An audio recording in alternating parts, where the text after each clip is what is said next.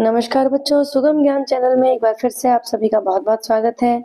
आज के सत्र में हम लोग कालिदास विरचित रघुवंश महाकाव्य पर चर्चा करेंगे।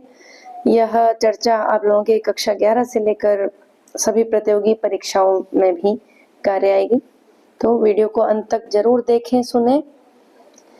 कालिदास विरचित रघुवंशम महाकाव्य यह 19 सर्गों में विभक्त राजा दिलीप से लेकर रघुवंश के अंतिम राजा अग्निवर्ण तक के 29 राजाओं की कथा है। कितने राजाओं की कथा है? 29 राजाओं की कथा है। और इस रघुवंश महाकाव्य में कितने सर्ग हैं? 19 सर्ग हैं। इस महाकाव्य में 21 प्रकार के छंदों का प्रयोग किया गया है। कितने प्रकार के छंदों का प्रयोग है? 21 प्रकार के छंदों का प्रयोग।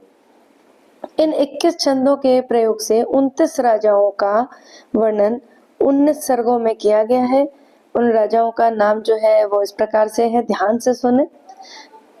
पहली संख्या से लेकर अंतिम संख्या तक: राजा दिलीप, राजा रघु, अज, दशरथ, राम, कुश, अतिथि, निषद, नल, नभ, पुंडरीक, क्षेमधन्वा, देवानीक, अहिनगु, परिपात्र, शिल, उन्नाभ, वज्रनाभ, शंखण, विषिताश्व, विश्वसह, हिरण्यनाभ, कौसल्य, ब्रह्मनिष्ठ,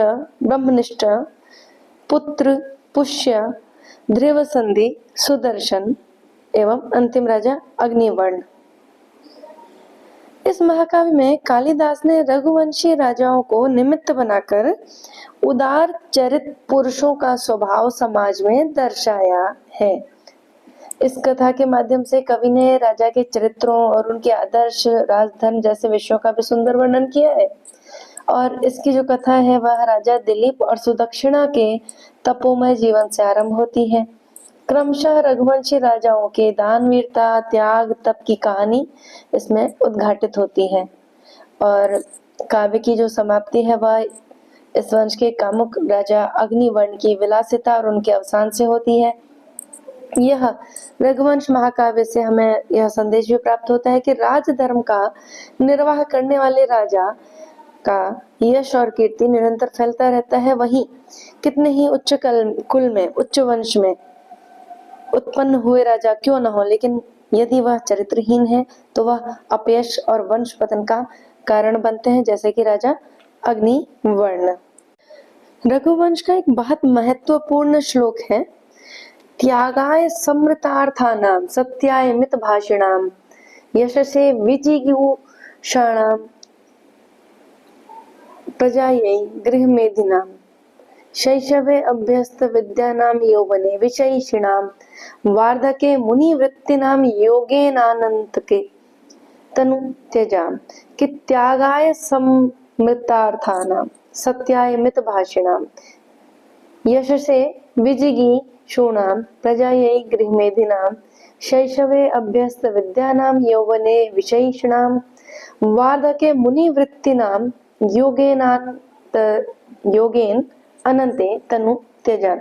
अर्थात सब पात्र को दान देने के लिए धन इकट्ठा करने वाले हैं रघुवंशी, सत्य के लिए मितभाषी हैं और यश प्राप्त करने के लिए विजय चाहने वाले, और संतान के लिए विवाह करने वाले, बाल्यकाल में विद्या अध्ययन करने वाले, यौवन में सांसारिक भोग भोगने वाले और वृद्धावस्था में, वार्धके वृद्धावस्था में मुनियों के समान रहने वाले, तत्पश्चात अंत में योग के द्वारा योगेन अनंते तनुत्यजाम, योग के द्वारा शरीर का त्याग करने वाले जो है रघुवंशी राजा हैं।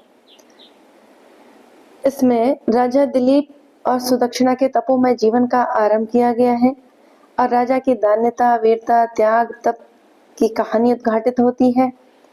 तत्पश्चात इसमें सुदक्षिणा का तपःपूत आचरण, वर्तंतु के शिष्य कौत्स और रघु का संवाद जो बहुत ही महत्वपूर्ण है, रघु और कौत्स का संवाद, इंदुमती का स्वयंवर, अज का विलाप, राम और सीता का विमान यात्रा, निर्वासित सीता की तेजस्विता, संगम वर्णन, अयोध्या नगरी की शून्यता आदि का चित्र एक के बाद उभरता हुआ आता है।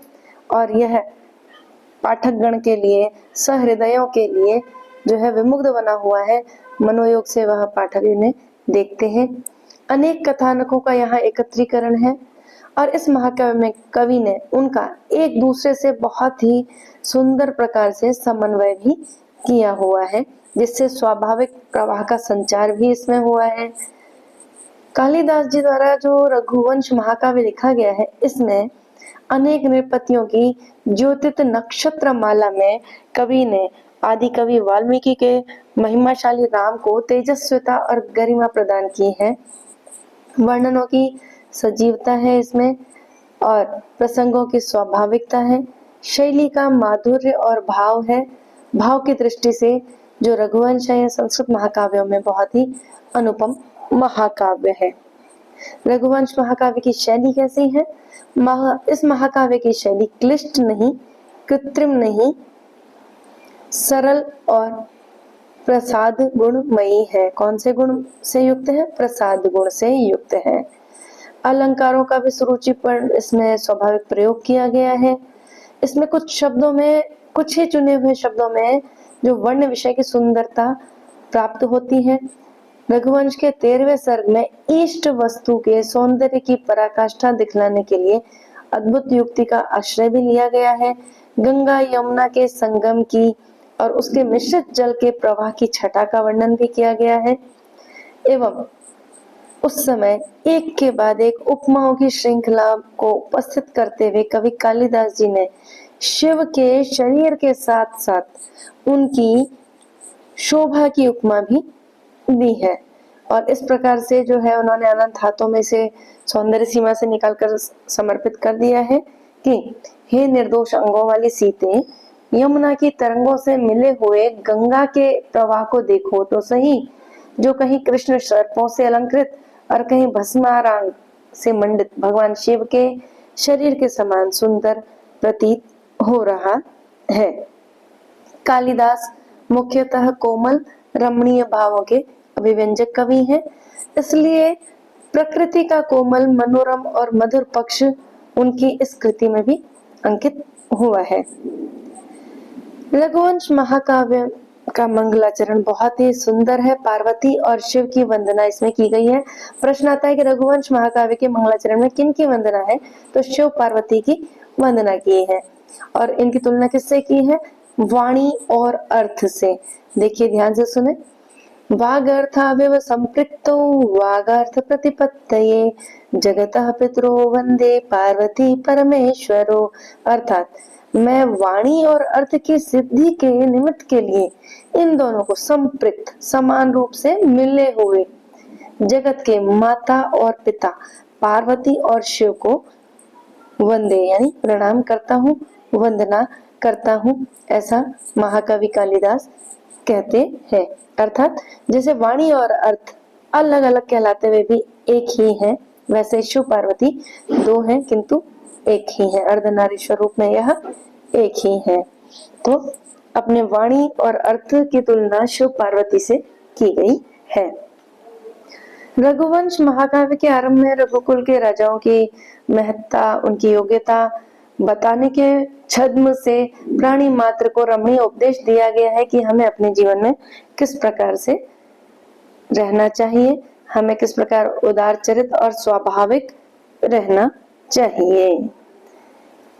कवि इसी में एक और कहते हैं कि मैं तो बहुत मंदबुद्धि वाला हूँ, मैं कैसे रघुवंश में जो है रघुकुल के बारे में आपको बता सकता हूँ। और वहीं वो यह भी कहते हैं कि मैं तो एक छोटी सी नौका में इस बड़े रघुवंश में तैर रहा हूँ।